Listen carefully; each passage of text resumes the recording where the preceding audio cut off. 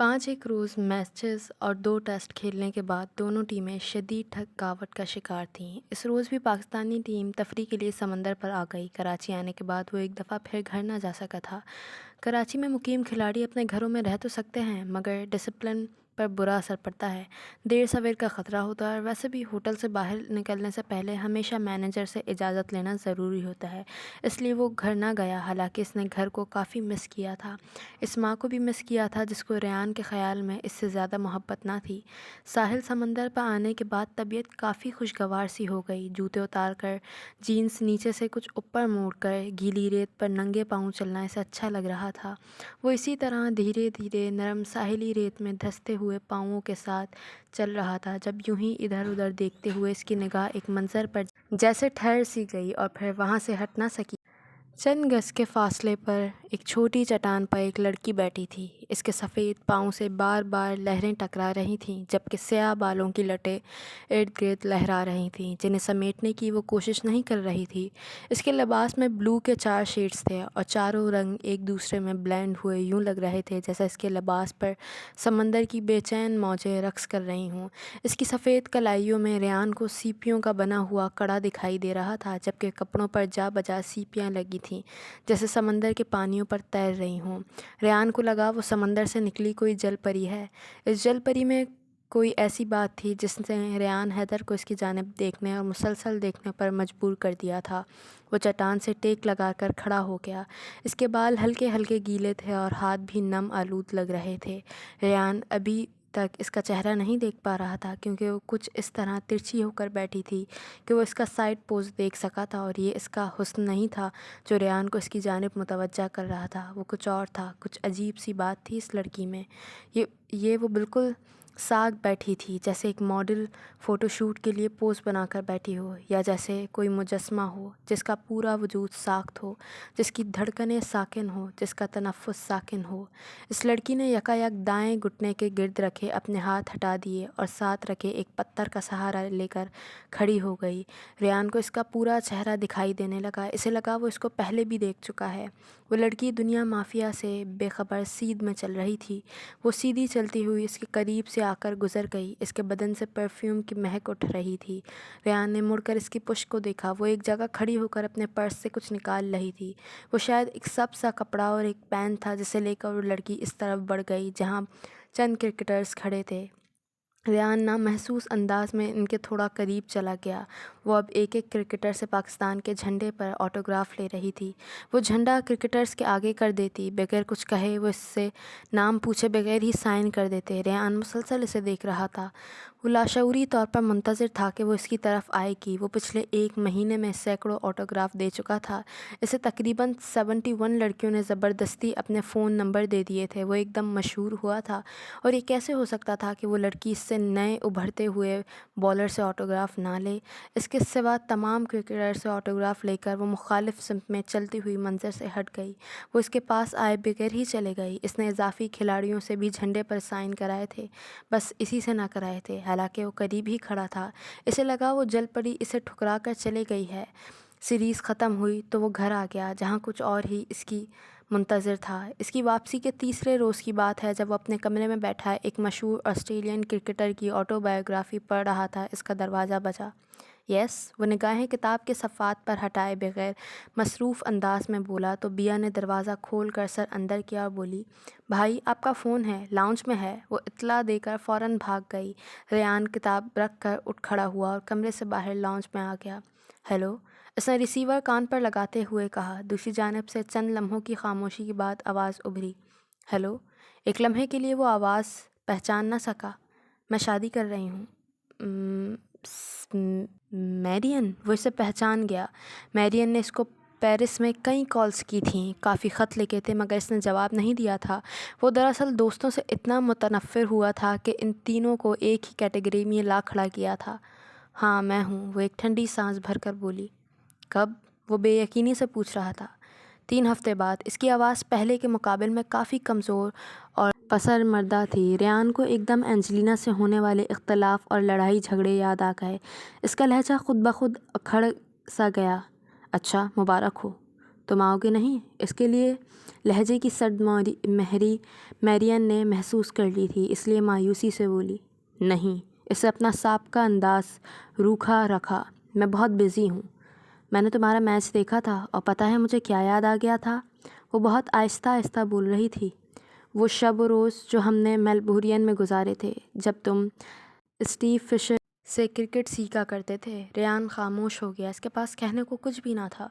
کسی گہری سوچ میں گم اس نے فون رکھ دیا تھا۔ اس نے ڈیفینس میں بنگلہ لے لیا اور ایک طرح سے لاہور میں سیٹ ہو گیا۔ اگر کیمپ نہ لگا ہوتا یا کوئی میچ نہ ہوتا تو وہ کراچی آ جاتا اور گھر والوں کے ساتھ وقت گزارنے کی بھرپور کوشش کرتا۔ میڈیا کو وہ پسند آیا تھا۔ پہلے ہی ٹورنامنٹ کے بعد 2-4 اردو اخبارات، ایک سنڈے میگزین، 2 انگریزی نیوز پیپرز اور ٹی وی چینلز کو انٹرویو دے چکا تھا۔ شہرت اور گلیمرس دور سے ہی اچھے لگتے تھے۔ اسے اب احساس ہوا تھا کہ شہرت کتنا بڑا عذاب ہے۔ اس کی پرائیویسی 99% ختم ہو گئی تھی۔ وہ آزادی سے بازاروں میں گھوم پھر نہیں سکتا تھا کیونکہ 10 منٹ بعد ہی ایک جھمکٹا لگ جاتا تھا۔ ٹھیک 2.5 ہفتے بعد 3 ہفتے ریسٹ کر کے ٹیم ساؤتھ افریقہ کے دورے پر روانہ ہو گئی۔ ٹیسٹ سیریز تو برابر چلے گئی 1-1 سے، کیونکہ آخری ٹیسٹ میچ ڈرا ہو گیا تھا۔ البتہ ون ڈے سیریز اس وقت ایک سنسنی خیز موڑ اختیار کر گئی تھی جب پہلے 2 میچز پاکستان، ایک میچ بارش کے باعث ملتوی، جبکہ 2 میچز ساؤتھ افریقہ جیت چکا تھا اور یہ آخری اور فیصلہ کن میچ پورٹ میں کھیلا جانا تھا اور اسی میچ میں 2-2 سے برابر 6 میچز کی سیریز کا حتمی نتیجہ ہونا تھا۔ پورٹ میں نعیم نے ٹاس ہارنے کے بعد فیلڈنگ کی، جو کہ ساؤتھ افریقن کپتان اسمتھ کا فیصلہ تھا۔ اسمتھ کی ان دنوں ریڈیو کی کسی اناؤنسر کے ساتھ افیئر کی خبریں اخبارات کی زینت بنی ہوئی تھی، جبکہ وہ مسلسل اپنی بہن ثابت کرنے پر تلا ہوا تھا۔ آرم اسمتھ، جو کہ دنیا کا نوجوان ترین کپتان تھا اور جب خود کو 25 سالہ بتاتا تھا تو مخاطب دل میں جھوٹا ضرور کہتا تھا، نے سنچری اسکور کر کے پاکستان کی فتح کے خواب کی تعبیر کو مزید دھندلا دیا۔ پورٹ الزبتھ میں جب پاکستانی ٹیم 332 رن کے ٹارگٹ کو عبور کرنے میدان میں آئی تو پہلے ہی اوور میں 2 کھلاڑی بغیر کوئی رن بنائے پولین کی جانب واپس لوٹ گئے تو پاکستانی ٹیم مشکلات سے دوچار ہو گئی۔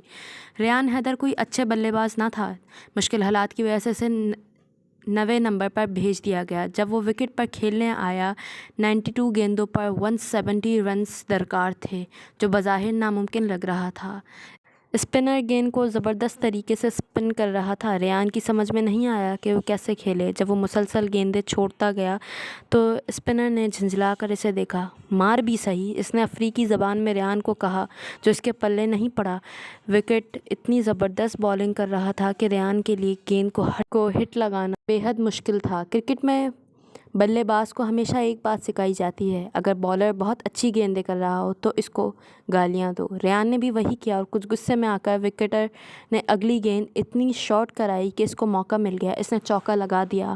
ریان نے وکٹر کو کوئی گالی نہیں دی تھی، اس نے صرف اتنا کہا تھا، بیٹا گھر جا، امی بلا رہی ہیں، ٹائم ہو گیا اور پھر تمہیں برتن بھی دھونے ہیں۔ اس نے کچھ غصے سے ریان کو گھورا تھا، دھلائی تو ابھی میں تمہاری کروں گا پاکی۔ ریان کا خون کھول اٹھا مگر وہ مسکرا کر آگے بڑھا، وکٹر کا شانہ تھپتھپاتا اور بولا، اٹھ جاؤ، جاگ جاؤ، خواب دیکھنا اچھی بات ہے مگر اتنی اچھی بھی نہیں۔ اور اس چیز نے وکٹر کو اتنا اشتعال دلایا کہ وہ اپنی لائن اور لینتھ کھو بیٹھا۔ وکٹر تو ریان کی دھلائی نہ کر سکا، البتہ ریان حیدر نے اگلے آدھے گھنٹے میں ساؤتھ افریقن بالرز کو بری طرح دھویا۔ اس وقت وہ 329 فار 9 تھے، جب 5 گیندوں پر 4 رنز بنانے تھے۔ وہ سنچری کر چکا تھا اور اب مطمئن ہو کر شاٹ کھیلنے کی کوشش میں آؤٹ ہو گیا اور یوں پاکستان وہ میچ 3 رنز سے ہار گیا۔ اس کو کہتے ہیں cricket by chance. Rayan Haider بلے اور گیند کی دنیا میں اپنا جادو جگاتا رہا۔ پی سی بی کے گریڈ بی کے کھلاڑیوں میں اس کا شمار ہونے لگا۔ وہ لگاتار کھیلتا رہا، انجریز آتی رہیں، فٹ اور انفیکٹ ہوتا رہا۔ اس کھیل میں ایک نشہ سرور، پیسہ، شہرت، عزت، محبت ملتی رہتی۔ وہ کھیلتا رہتا۔ میرین کی شادی ہو گئی، اینجلینا نے دھڑا دھڑ موویز سائن کرنا شروع کر دیں اور ریان نے اس سے کوئی رابطہ نہ تھا۔ مذہب، معاشرہ اور رسم و رواج کا فرق اور تفاوت کتنی حیثیت رکھتا تھا۔ ڈینیل نے ریئل میڈرڈ کے کوچ کی بیٹی سے شادی کر کے فٹ بال میں اپنے لیے راہیں کھول لیں۔ وہ جرمن ٹیم کے لیے منتخب ہونے کے ساتھ ساتھ رائل میڈرڈ کے لیے کھیلنے لگا۔ اس کے لہجے میں فخر، تمکنت، غرور اور بڑائی جھلکنے لگی۔ ریان کو ڈینی اور اینجلینا میں کوئی خاص فرق نہیں نظر آتا تھا۔ وہ دونوں پیسے کے پیچھے بھاگ رہے تھے۔ وہ جب بھی ان کے متعلق سوچتا تو اسے بے پناہ ڈپریشن محسوس ہوتا۔ کرکٹ میں پہلا برس آپ کا ہوتا ہے اور کیریئر کے اگلے تمام برس کرکٹ کے ہوتے ہیں۔ اچھی کرکٹ کھیلو تو کامیاب ہو جاؤ، خراب کرکٹ ناکامی کے دہانے پر لے جائے گی۔ ریان نے اپنا 1 سال کامیابی سے اور کرکٹ کے اگلے 3 برس کامیابی اور ناکامی کے درمیان گزارے تھے۔ انجریز کا شکار ہو کر متعدد بار وہ ٹیم سے باہر ہوا تھا، البتہ کبھی آؤٹ آف فارم ہو کر نہیں نکالا گیا تھا۔ وہ ہمیشہ ہی ان فارم رہا تھا۔ ریان عظیم حیدر کی فتوحات کا گراف اوپر اور بہت اوپر جا رہا تھا جب اچانک اوپر جاتی سوئی رک گئی۔ ایک میچ کے اختتام پر ICC کے میچ ریفری نے اس کے بالنگ ایکشن کو غیر قانونی قرار دے کر اسے کھیلنے سے روک دیا۔ کرکٹ کے قانون 243 میں ذکر ہے کہ بالنگ کے عمل کے دوران اگر بالنگ والا ہاتھ بھاڑ میں جائے، کرکٹ کے قانون۔ وہ غصے سے بولا تو کوچ خاموش ہو گیا۔ ریان کو 21 دنوں کے اندر ICC کے ہیوی موومنٹ اسپیشلسٹ پینل کا سامنا کرنا تھا۔ وہ بے حد پریشان تھا اور اسی پریشانی کی کیفیت میں وہ آسٹریلیا گیا۔ ICC کا یہ پینل دنیا کے ماہر ترین زیر طبی معالجوں کے 4 رکنی افراد پر مشتمل تھا۔ بائیو میکینکس دراصل انسان کی حرکات اور سکنات کے مطالعے کے عمل کا نام ہے، جس کے باعث جدید تقاضوں سے روشناس کمپیوٹر ٹیکنالوجی کی وسعت سے بالرز کے ایکشنز کے الجھاؤ اور پیچیدگیوں کا جائزہ لیا جاتا ہے۔ اس نسل میں چاروں گورے تھے اور گورے ایشیائی ممالک کے بالرز کو پھیلتے پھولتے نہیں دیکھ سکتے تھے۔ ان گوروں کے عناب کے زیر اثر صرف پسماندہ ممالک کے ایشیائی ہی آتے تھے۔ بائیو میکینیکل ٹیسٹ کروانے کے لیے ریان کو اعلیٰ نما تاروں کے ذریعے ایک مرکزی کمپیوٹر سے منسلک کیا جاتا ہے۔ اس نے شرٹ اتار دی تو ریفلیکٹر کو اس کے سینے اور کاندھوں پر لگایا گیا، پھر اس نے گیند کروائی۔ ایک خودکار عمل کے ذریعے ریان کے ایکشن کو ایک 3D تصویر میں تبدیل کر کے کمپیوٹر اسکرین پر دکھایا جانے لگا۔ ماہرین اس تصویر کو متفرق ٹکڑوں میں الگ الگ کر کے ہاتھ سے گیند کے نکلتے وقت کے عمل کو دیکھنے لگے اور اس طرح ان کو دوران بالنگ ایکشن کا زاویہ سمجھ میں آیا۔ اس مہنگے ترین ٹیسٹ پر خرچ آنے والی تمام رقم اسی پینل کی جانب سے ادا کی گئی۔ اس کی رپورٹس آنے میں کچھ وقت لگا اور پھر ٹھیک 2 ہفتے بعد پینل کی رپورٹ آ گئی۔ پروفیسر ایلٹ نے اس میں جو لکھا، اس کا مفہوم یہ تھا: ایسا لگ رہا ہے کہ ان کا ہاتھ مروجہ ایکشن کی حد سے نکل رہا ہے۔ وہ غالباً گیندوں کو 15 ڈگری کے زاویے سے زیادہ خم دیتے ہیں۔ اس پر 1 سال کی پابندی لگا دی گئی۔ اس کے پاس اپیل کرنے کے لیے 14 دن کا وقت تھا۔ ICC بالنگ ریویو گروپ کے پاس درخواست پیش کر دی: مما، اس نے رانیا کو فون کیا تھا، وہ ان دنوں لاہور میں تھا۔ میرے لیے دعا کیجیے گا۔ اگر یہ پابندی برقرار رہی تو میں شاید کرکٹ ہی چھوڑ دوں۔ اس سارے جھنجھٹ سے وہ بے پناہ دل برداشتہ ہو رہا تھا۔ صبر کرو بیٹا، صبر کرو، اللہ صبر کرنے والوں کے ساتھ ہوتا ہے۔ یہ وہ نصیحت تھی جو رانیا نے ہمیشہ اپنے بچوں کو کی تھی اور ریان نے اپنی ماں کی اس بات کو کبھی نہ بھلایا۔ یہ اتفاق تھا، معجزہ تھا یا انہونی، ریان حیدر کو ICC بالنگ ریویو گروپ نے مقدمے سے بری کر دیا۔ کسی نے بہت اونچے درجے پر جا کر سفارش کی تھی۔ اپنے بالنگ ایکشن میں ترمیم کر کے اسے ICC کے مروجہ قانون کے مطابق ڈھالنے کے بعد اسے مکمل طور پر کلیئر کر دیا گیا تو سری لنکا کے خلاف سیریز میں اسے شامل کر لیا گیا۔ سری لنکا میں گرمی اور حبس کے علاوہ کسی دوسری خوبیاں اور خوبصورتیاں ہیں۔ کولمبو میں 5 دن ڈے میچز کی سیریز کھیلنے کے دوران فارغ دنوں میں وہ اپنا سیاحت کا شوق ضرور پورا کرتا تھا۔ کولمبو میں ہر چیز اسے پسند آئی تھی: ہوٹل، سڑکیں، پارک، ساحل، میوزیم، بدھا کا مندر، مسجدیں، غرض ہر چیز اسے اچھی لگی تھی۔ آخری ٹیسٹ میچ سنہالیو کے دیس کے ایک خوبصورت اور پرفضا مقام کینڈی کے کرکٹ اسٹیڈیم میں ہوا۔ اس نے فراغت کے 3 روز گزارنے کے لیے سٹی سینٹر سے اپنے لیے پینٹنگ کا سامان خرید لیا۔ اگلے دن اونچائی پر موجود اپنے ہوٹل گینگڈیم گیٹ سے اسٹیڈیم جا کر پریکٹس سیشن میں حصہ لینے کے بعد وہ دوپہر کا کھانا کھانے کے لیے ہوٹل چلا گیا۔ وہ تنہائی پسند نہ تھا، مگر جیسے جیسے دوست ختم ہوتے جا رہے تھے اس کو تنہائی کی عادت پڑتی جا رہی تھی۔ ٹیم کے دیگر کھلاڑیوں کے ساتھ کھانا نہ کھانے کی خبر اگر اخبارات کے ہاتھ لگتی تو وہ اسے اس کا مغرورانہ رویہ قرار دیتے، مگر ریان ان کی زیادہ پرواہ کرتا نہ تھا۔ کینڈی میں وہ کسی پارکوں اور تفریح مقامات پر گھوما پھرا، مگر کوئی ایسا منظر اسے نہ بھایا جسے وہ اپنے برش کے ذریعے کینوس پر اتار لیتا۔ تقریباً 2.5-3 گھنٹے کے سفر کے بعد وہ سائگریا پہنچ گیا۔ اسے ہر طرف سیاحوں کی ٹولیاں دکھائی دے رہی تھیں، جن میں کئی غیر ملکی بھی تھے۔ جلد ہی اسے عجیب و واضح قطع کی وہ عظیم الشان چوٹی دکھائی دینے لگی جس کو سری لنکن گورنمنٹ دنیا کا 8واں عجوبہ کلیم کر رہی تھی۔ شاید اوپر کوئی بہترین چیز ہو۔ اس نے قیاس آرائی کی اور سیڑھیوں پر چڑھنا شروع کر دیا۔ اس عظیم الشان چوٹی پر پہنچ کر اسے ہر طرف ہریالی دکھائی دینے لگی۔ منظر واقعی دل فریب تھا۔ وہ وہیں بنے ایک کیفے نما ریسٹورنٹ میں آ کر کرسی کھینچ کر بیٹھ گیا اور اس حسین و جمیل مقام سے لطف اندوز ہونے لگا، اور اس وقت ادھر ادھر نگاہ دوڑاتے ہوئے ریان کو وہ منظر جس کی اسے تلاش تھی مل گیا۔ تھوڑی ہی دور ایک خواہ جگہ تھی جس پر ایک پتھریلی سل نے سایہ کر رکھا تھا، بلکہ اس کے دائیں جانب چند درخت تھے اور ان سرسبز پتوں کے درمیان گھری وہ لڑکی تھی جس کو دیکھ کر ریان کے ذہن میں جھماکا ہوا تھا۔ اس کو وہ چہرہ یاد آ گیا، اس جل پری کا چہرہ جو اس نے 4 برس پہلے کراچی کے ساحل پر دیکھا تھا۔ اس وقت وہ جل پری لگ رہی تھی، آج ہریالی کا حصہ لگ رہی تھی۔ اس نے اسکن کلر کے ٹراؤزر پر شفون جارجٹ کی ہلکی سبز گھٹنوں سے کچھ اوپر تک آتی شرٹ پہن رکھی تھی۔ اس نے درخت کے تنے کے ساتھ ٹیک لگا رکھی تھی، جبکہ ہاتھوں میں ایک بڑا سا ہرا پتا پکڑا رکھا تھا۔ وہ پتا ان درختوں کا نہیں بلکہ مصنوعی لگ رہا تھا۔ وہ مسلسل اپنے سفید ہاتھوں میں پکڑے پتے کو دیکھ رہی تھی۔ تیز ہوائیں اس کے اجلے چہرے کو اس کی اپنی سیاہ زلفوں میں چھپانے کی کوشش کر رہی تھیں۔ بادلوں کے پیچھے سے چاند جیسے خوبصورت لگتا ہے، وہ بھی ویسے ہی حسین دکھ رہی تھی۔ ریان کو اپنی یادداشت پر حیرانی ہوئی۔ وہ اس لڑکی کو اتنی جلدی پہچانا گیا تھا کیوں؟ اور ریان کو پتہ تھا کیوں لگ رہا تھا کہ چہرہ مانوس سا ہے۔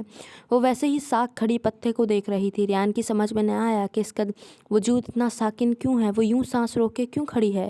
یہ کیسا اتفاق تھا؟ وہ لڑکی ایک دفعہ پھر اس کے سامنے آ گئی تھی، مگر ایسی کسی بات کو سوچے بغیر اس نے بیگ سے اپنا ایزل اور کینوس نکال کر ایک خالی قطعے پر سیٹ کرنا شروع کر دیا، پھر برش اور کلرز نکالے۔ اگلے ہی لمحے وہ اس کا اسکیچ بنانے لگا۔ وہ چہرہ نہایت مشکل تھا کیونکہ وہ بے تحسر تھا، مگر وہ چہرہ بناتے وقت اسے بے پناہ خوشی محسوس ہو رہی تھی۔ صرف 11 منٹ اور 15 سیکنڈ میں اس نے یہ تیار کر لیا اور پھر اس حسن مجسم میں رنگ بھرنے لگا۔ تقریباً 20 منٹ بعد جب وہ اس کے ٹراؤزر کو پینٹ کر رہا تھا، وہ سست روی سے پتا ہاتھ میں لیے روش پر چلتی ہوئی نیچے اترنے کے لیے زینوں کی جانب بڑھ گئی۔ ریان اسے دیکھتا ہی رہ گیا، پھر بے دلی سے درختوں میں رنگ بھرنا شروع کر دیا۔ وہاں سے واپسی پر وہ تصویر اس نے کوریئر کے ذریعے لاہور ارسال کر دی۔ وہ نہیں چاہتا تھا کہ کوئی اس کے پاس ایک تصویر دیکھے اور خواہ مخواہ کچھ اور سمجھے۔ ریان نے اس دفعہ 4 روز تک یاد رکھا اور پھر بھول گیا۔ 4 ماہ بعد وہ UAE میں انڈیا اور نیوزی لینڈ کے خلاف سہ افریقی ٹورنامنٹ کھیلنے آیا۔ ایک روز وہ دبئی میں شیرٹن جہاں وہ ٹھہرا ہوا تھا سے کچھ شاپنگ کرنے نکلا۔ جس ٹیکسی میں وہ بیٹھا تھا اس کا ڈرائیور ایک باتونی پٹھان تھا۔ وہ سارا راستہ ریان کو بتاتا آیا تھا کہ وہ یہاں کس طرح رہتا ہے، کیسے جانوروں کی طرح روزی روٹی کماتا ہے اور پھر ساری رقم پاکستان بھیج دیتا ہے وغیرہ وغیرہ۔ ریان انتہائی تحمل سے اس کی گفتگو سنتا رہا، پھر اس نے خان کے خاموش ہونے پر یوں ہی بات کرنے کی غرض سے استفسار کیا، کرکٹ دیکھتے ہو بابا؟ ارے تم کیا بات کرتی ہے، کرکٹ تو ہماری جان ہے۔ ہم سب پاکستانی جو ادھر دبئی شارجہ میں بستا ہے، ہم ساری کمیونٹی بڑی شوق سے سنتا ہے۔ وہ پرجوش لہجے میں اسٹیئرنگ وہیل پر مکہ مارتے ہوئے بولا۔ ایک دم جوش سے بولنے پر اس کے کان کی لوئیں سرخ ہو گئیں۔ اچھا گڈ، ریان نے اس کے ولولے کو سراہا۔ کون سے کھلاڑی پسند ہیں تمہیں؟ ہم کو وقار یونس اچھا لگتا ہے، عمران خان بھی اچھا لگتا تھا، اور آج کل ہم کو ریان حیدر بہت پسند ہے۔ پٹھان ڈرائیور نے بیکیو مرر اس کے چہرے پر سیٹ کر کے اس میں دیکھتے ہوئے اس سے پوچھا، تم کو پسند ہے ریان حیدر؟ ریان چند ثانیے تو سوچتا رہا، پھر مسکراہٹ دباتے ہوئے کہا، اچھا خان بابا، تمہیں کھلاڑیوں سے ملنے کا شوق ہے؟ ارے شوق، ہم کو تو جنون کی حد تک عشق ہے اپنے وطن کے کرکٹر سے، تم شوق کی بات کرتا ہے؟ وہ فرتے جذبات سے چور ہو کر بولا۔ ریان متاثر ہوئے بنا نہ رہ سکا، اسے ایک مذاق سوجا۔ اچھا میں تمہیں اس سے ملوا دوں گا، تم کل صبح 8 بجے شیرٹن ہوٹل آ جانا، اس وقت کھلاڑی بس میں بیٹھ رہے ہوں گے، تم ان سے مل لینا، میں بھی وہیں ہوں گا۔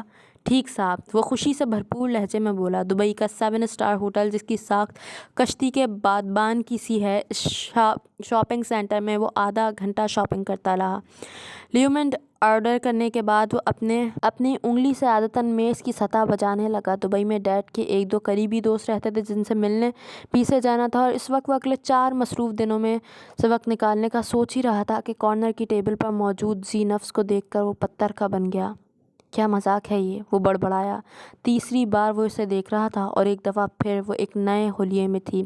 اس نے سیاہ جارجٹ کا گاؤن اور اوپر سیاہ اسکارف پہن رکھا تھا، اس کے بال مکمل طور پر ڈھکے ہوئے تھے اور سیاہ لبادے میں اگر کچھ نظر آ رہا تھا تو وہ اس کے سفید ہاتھ، کالے نازک سے جوتوں میں جھلکتے پاؤں اور نکھرا سا چہرہ۔ اس کی نگاہیں جھکی ہوئی تھیں اور وہ میز پر رکھے کاغذ پر پینسل سے کچھ بنا رہی تھی۔ کبھی کبھی وہ نگاہیں اٹھا کر ایک دفعہ نصب پلازا اسکرین کو بھی دیکھ لیتی اور پھر اپنے کام میں مگن ہو جاتی۔ پچھلی 2 دفعہ جب ریان نے وہ چہرہ دیکھا تھا تو وہ بالکل صاف و شفاف اور میک اپ سے بے نیاز تھا، البتہ آج اس نے اپنی سیاہ بڑی بڑی آنکھوں پر کاجل لگایا ہوا تھا جو انتہائی خوبصورت لگ رہا تھا۔ یہ کاجل بھی ریان کو تب نظر آیا تھا جب وہ نگاہیں اٹھاتی تھی، ورنہ وہ ہمیشہ کی طرح اس کی جانب نہیں دیکھ رہی تھی۔ یہ کیا ڈرامہ ہے؟ یہ لڑکی کیوں مجھے تیسری دفعہ دکھائی دے رہی ہے؟ یہ اس ہر جگہ کیوں ہوتی ہے جہاں میں جاتا ہوں؟ اور پھر اس کی سمجھ آ گیا اور بے اختیار ہی اس کے لبوں پر ایک مسکان بکھر گئی۔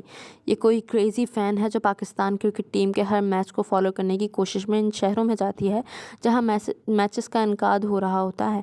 میں ایسے ہی اسے سیریس لے رہا ہوں۔ اس نے مسکرا کر سر جھٹک دیا۔ اس کے بعد اپنا من پسند مشروب پینے تک اس نے اس لڑکی پر کوئی توجہ نہ دی اور گلاس خالی کر کے جب لاشعوری طور پر اس کی جانب دیکھا تو وہاں کوئی نہ تھا، وہ شاید جا چکی تھی۔ اگلے روز جب ٹیم کے ڈریس میں اپنی کٹ کے ہمراہ دیگر کھلاڑیوں کے ساتھ ہوٹل سے نکل کر بس میں چڑھ رہا تھا تو اس نے کیب ڈرائیور کو اپنی جانب آتے دیکھا۔ وہ نیچے اتر آیا اور اس کا استقبال کیا۔ تم نے کیوں کرکٹ والے کپڑے پہن رکھے ہیں؟ وہ پٹھان حیرت سے اس کی طرف دیکھ کر بولا۔ وہ خان بابا، ریان نے بامشکل اپنی ہنسی کنٹرول کی، میں ریان حیدر ہوں۔ ابھی ہم تم کو اپنی پشاوری چپل سر پر لگائے گا تو تم سچ بولو گی۔ کیوں ہمارے ساتھ مذاق کرتی ہے؟ وہ بگڑ کر بولا۔ میں واقعی ریان حیدر ہوں۔ وہ اپنی صفائی دینے لگا۔ کیوں جھوٹ بولتی ہے؟ وہ اب غصے سے بولا اور ریان کا بازو پکڑ لیا۔ ہم تم کو تب تک نہیں جانے دے گا جب تک تم ریان حیدر سے نہیں ملوا دیتا۔ بالآخر ریان نے اپنے ٹیم مینیجر، کوچ اور 1-2 کھلاڑی کو بلا کر تصدیق کرائی تو اس خان صاحب کو یقین آیا اور ریان کی گلو خلاصی ہو گئی۔ ریان نے اب کی بار اس لڑکی کو مکمل طور پر اپنے ذہن سے تو نہ نکالا، البتہ اب اس نے اس پر توجہ دینی چھوڑ دی کیونکہ اس کے حوالے سے جو تجسس اس کے ذہن پر پیپ رہا تھا وہ ختم ہو چکا تھا۔ اپنے طور پر اس نے فرض کر لیا کہ وہ کرکٹ ٹیم کی ایک کریزی فین ہے اور کچھ نہیں۔ ان دنوں وہ بالنگ اتنے زبردست طریقے سے نہیں کر رہا تھا جتنی تہلکہ خیز بیٹنگ کا مظاہرہ کر رہا تھا۔ وہ پرفارم بھرپور کر رہا تھا اور اس کا مظاہرہ اس نے انگلینڈ کے خلاف ہوم سیریز میں کیا تھا۔ انگلینڈ کے خلاف سیریز کے بعد کھلاڑیوں کو 2 ہفتے کا ریسٹ ملا اور پھر اگلے 2 ہفتے کیمپ لگ گیا، جس کے بعد ساؤتھ افریقہ کا دورہ تھا۔ ہیروں کا دیس ساؤتھ افریقہ جو اپنے ہیروں کی قانون، نسلی امتیاز اور ساحلوں کے باعث مشہور ہے، جس کی آبادی کا 90% گوری چمڑی پر مشتمل ہے، اس کے باوجود ایک عرصے تک کلرڈ کو ٹیم میں کھیلنے کی اجازت نہ تھی۔ ساؤتھ افریقہ کی ٹیم پہلے صرف انگلینڈ، آسٹریلیا اور نیوزی لینڈ سے میچز کھیلنا پسند کرتی تھی، جس کے باعث ICC نے ان کی رکنیت منسوخ کر دی تھی۔ کیپ ٹاؤن میں میچ کے دوران وہ بیٹنگ کر رہا تھا۔ تھوڑی ہی دور کرسیوں کے درمیان ہی ایک گھنا درخت تھا جس کا جھکاؤ اسٹیڈیم کی جانب تھا۔ اس درخت پر ایک سیاہ فام موجود تھا اور وہ بھی ایسے ہی ایک کمزور شاخ کو پکڑ کر لٹکا ہوا تھا۔ جنوبی افریقن بالرز اس کو کبھی سلو گیند کراتے تو کبھی شارٹ پچ، اس کو کھیلنے میں دشواری ہو رہی تھی۔ وہ سیاہ فام جو درخت پر چڑھتا ہوا گلا پھاڑ پھاڑ کر ریان کو مخاطب کرنے لگا۔ ریان نے مڑ کر اسے دیکھا اور چونک گیا۔ وہ کہہ رہا تھا، باؤنسر۔ ریان نے دھیان نہ دیا اور دوبارہ کھڑا ہو گیا۔ اگلی گیند جو بالر نے کرائی وہ بے حد باؤنس ہوئی تھی۔ اب ریان کو سمجھ میں آ گیا کہ وہ کیا کہہ رہا تھا۔ وہ ایک دفعہ پھر چیخ رہا تھا، فل فل۔ اگلی گیند یار کر رہی تھی مگر ریان اس کے لیے تیار تھا۔ اگلے آدھے گھنٹے تک وہ اس کو ہدایت دیتا رہا۔ وہ شاید اس کا کریزی قسم کا فین تھا۔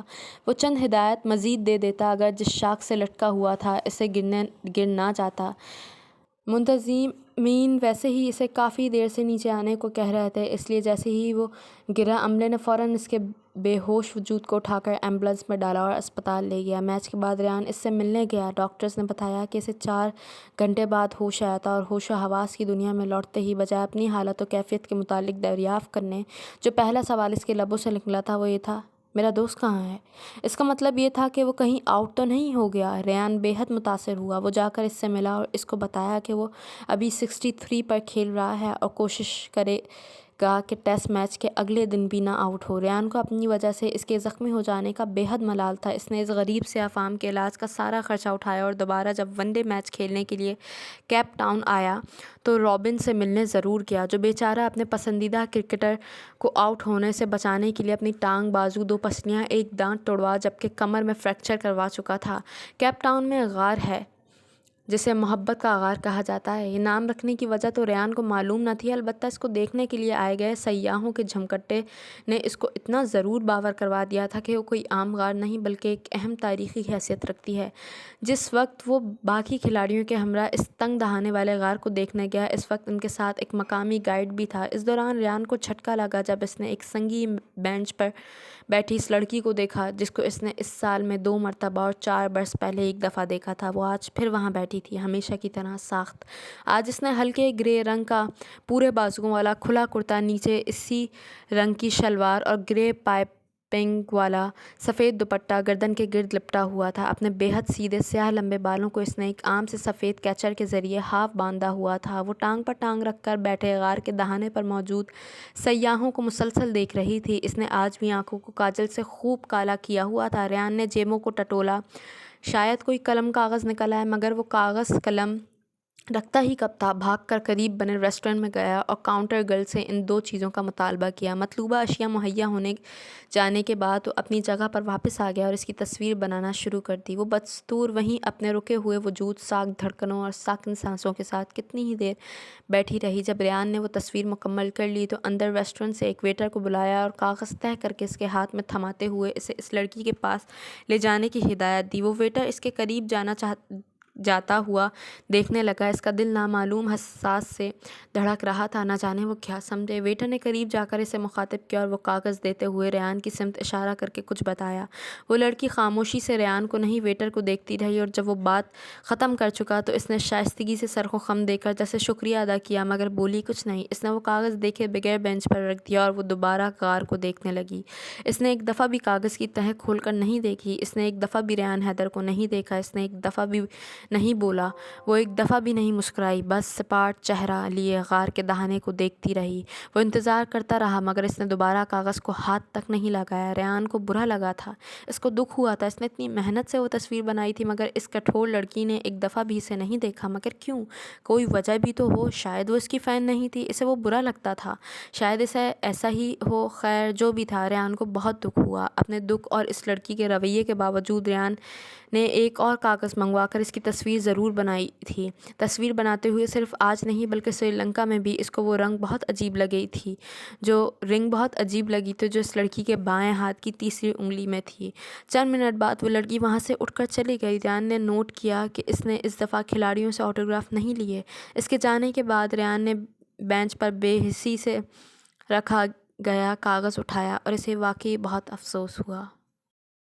میرین نے 22 سال کی عمر میں شادی کی تھی اور 27 سال کی عمر میں اس کا بیٹا پیدا ہوا تھا۔ ریان کو اینجلینا اور ڈینیل نے چھوڑ دیا، البتہ اسے لگا وہ میرین سے اب ناراض نہیں رہ سکتا۔ ان دنوں کی بات اور تھی، دوستی اور کزن کے رشتے کے علاوہ ان کے ساتھ ریان کا کوئی قلبی تعلق استوار نہ تھا، مگر میرین وہ ایک اٹوٹ انگ تھی، وہ اس سے کتنا ناراض اور خفا رہ سکتا تھا۔ وہ اپنے ڈپلومیٹک شوہر جو کہ اب سفیر بن چکا تھا اس کے ساتھ اردن میں تھی اور وہیں اس کا بیٹا ہوا تھا۔ وہ ان دنوں ہوم سیریز کھیل رہا تھا مگر اس خبر کے ملنے اور اپنا ذہن بدل کر فیصلہ کرنے کے بعد اس نے اگلے 2 میچز کھیلنے سے معذرت کر لی اور امان آ گیا۔ وہ اس دنوں اسپتال میں تھی۔ ریان کو یہ تمام معلومات عنایا سے ملی۔ دروازہ ہلکا سا بجا کر وہ اسے دھکیل کر اندر داخل ہوا۔ اس کا جھٹکا لگا، بستر پر لیٹی لڑکی میرین نہیں تھی، وہ میرین ہو ہی نہیں سکتی تھی۔ آہٹ پر اس نے آنکھوں کے بند دریچے واہ کر کے حیرت و بے یقینی سے اپنی جانب دیکھتے ریان کو دیکھا اور دیکھتی ہی رہ گئی۔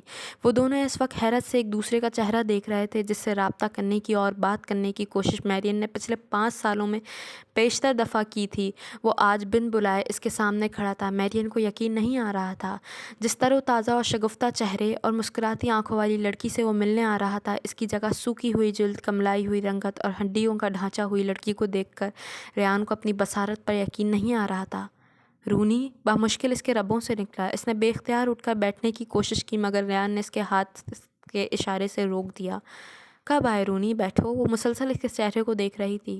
ابھی، مختصر کہتا ہوا ریان اس کے پاس بیڈ پر بیٹھ گیا۔ میرا بیٹا دیکھا ہے؟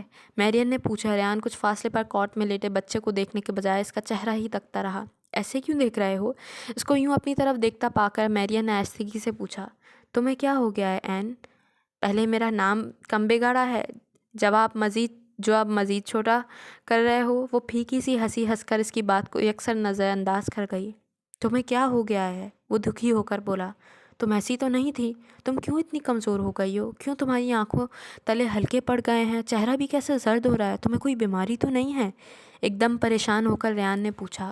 ٹھیک ہوں، بس اکیلی ہو گئی ہوں، وہ کچھ جتا کر بولی۔ کیوں؟ تمہارا ہسبینڈ؟ میرین نے جواب دینے کے بجائے چہرہ جھکا لیا۔ وہ کیا کرتا ہے؟ وہ کچھ چونک کر اس نے پوچھا۔ ایمبیسڈر ہے۔ میرا مطلب ہے وہ تمہارا خیال نہیں رکھتا؟ خیال؟ میرین نے کھوئے ہوئے لہجے میں کہا۔ ہاں، رکھتا ہے۔ تم بولتی تھی، ہنستی تھی، گاتی تھی، لوگوں کو لاجواب کر دیتی تھی، ایسے بستر سے تو نہ لگ کر رہ جاتی تھی۔ ریان، میں نے اس پہلو پر بہت سوچا۔ میری سمجھ میں آ گیا کہ جو لوگ دوسروں کو لاجواب کرنے کا فن جانتے ہیں، وہ خود ایک دن بہت بری طرح بے بس ہو جاتے ہیں۔ مگر تمہیں یوں لگتا ہے کہ بے بس کر دیا گیا ہے؟ کس نے کرنا ہے مجھے بے بس خدا کے علاوہ؟ وہ پھیکی مسکراہٹ سے بولی۔ تمہارے شوہر نے، اور کس نے؟ اس کا ذکر کرتے ہوئے ریان کے منہ میں کڑواہٹ گھل گئی۔ ایسے مت کہو ریان، وہ جیسا بھی ہے میرا شوہر ہے۔ میں اس سے اتنی محبت کرتی ہوں جس کا تم تصور بھی نہیں کر سکتے۔ باقی لوگ نہیں آئے؟ ریان کا اشارہ اینجلینا اور ڈینیل کی جانب تھا۔ میرین نے ایک سرد آہ بھری اور بولی۔ وہ مجھ سے ملتے ہی کب ہیں؟ وہ بڑے اسٹار بن چکے ہیں۔ تم دیکھتی ہو اینجلینا کی موویز؟ اس کا نام لیتے ہوئے ریان کی آواز میں لا تعلق کی تھی۔ نہیں، مجھے وہ تماشے نہیں پسند جو میری سابقہ دوست لگاتی ہے۔ ڈینی کے میچز تو دیکھے ہوں گے؟ اس نے کوریدا۔ ہاں، اس نے ٹیم میں رسائی کوچ کی بیٹی سے شادی کر کے حاصل کی تھی۔ اب کوچ بدل گیا تو اس نے طلاق لے لی۔ مجھے بغیر میرٹ پر سفارشیوں کے میچز دیکھ کر کیا کرنا ہے؟ کیوں یہ لوگ اتنے مادہ پرست ہو گئے ہیں؟ دولت کے پیچھے بھاگنے والے۔ تمہیں یاد ہے ریان، بچپن میں انجلینا میرے حصے کا بھی کھا جایا کرتی تھی۔ اس کی بھوک اور لالچ کبھی ختم نہیں ہوگی، حوث ختم ہو ہی نہیں سکتی۔ سچ بتاؤں میرین، مجھے شرم آتی ہے کہ یہ لوگ کبھی ہمارے دوست تھے۔ میں بھی اسٹار ہوں اور مجھے کرکٹ سے ملنے والی پذیرائی پسند ہے، مگر کرکٹ مجھے جو دولت دے رہی ہے اس پر میں کبھی نہیں سوچتا۔ پتہ ہی نہیں لوگ کیوں دولت کے پیچھے بھاگتے ہیں۔ پتہ نہیں۔ اور ایک تمہارا شوہر ہے۔ وہ خاموش ہو گیا۔ میرا بیٹا دیکھا؟ ریان نے نفی میں سر ہلایا اور اٹھ کر کاٹ کی جانب بڑھا۔ جھک کر اس نے سرخ و سفید وجود کو دیکھا اور مسکرا دیا۔ نام کیا رکھا ہے؟ سر اٹھا کر میرین کی طرف دیکھا۔ تم رکھو۔ میں کیا رکھوں؟ وہ حیران بھی ہوا تھا اور یہ اعزاز بخشے جانے پر خوش بھی۔ جو بھی تمہاری مرضی۔ وہ بھی مسکرا دی۔ یہ بہت اچھا بچہ ہے کیونکہ اس نے تمہیں اور مجھے ملا دیا ہے۔ یہ ایک طرح سے میرے اور تمہارے درمیان ایک برج سا بن گیا ہے۔ اس کا نام بھی کوئی ایسا ہی ہونا چاہیے۔ وہ سوچنے لگا۔ کیا خیال ہے؟ جبرائیل کیسا نام ہے؟ تم رکھ رہے ہو اس لیے بہت اچھا ہے۔ او کم آن۔ وہ واپس اس کے پاس آ گیا۔ تم بھی نا؟ وہ خواہ ہی ہنس دیا۔ رکھ دوں یہ نام؟ پوچھنے لگا۔ ہاں۔ تمہارا شوہر؟ وہ تذبذب سے بولا۔ اس کی پرواہ مت کرو، میں اسے تمہارے متعلق نہیں بتاؤں گی۔ یہ کہہ کر یہ نام بتاؤں گی کہ میں نے رکھا ہے۔ وہ مجھے جانتا ہے؟ ہاں، اور تمہیں پسند بھی نہیں کرتا، مگر میں نے کہا نا کہ تم اس کی پرواہ ہی نہ کرو، میرین نے پر اعتماد لہجے میں کہا۔ ریان پوچھنا چاہتا تھا کہ وہ کیوں مجھے پسند نہیں کرتا، مگر کچھ سوچ کر اس نے ارادہ بدل دیا۔ جبرائیل آئر ریان اور میرین کو واپس ملانے کا سبب بنا تھا، اور اس ایک چیز نے ریان کی زندگی میں ایک دفعہ بھرپور بہاریں بھر دیں۔ گویا ان ویرانیوں کا سبب میرین سے دوری تھی۔ وہ واپس تو آ گیا، مگر ہر 2-3 روز بعد اس سے فون پر بات ضرور کرتا تھا۔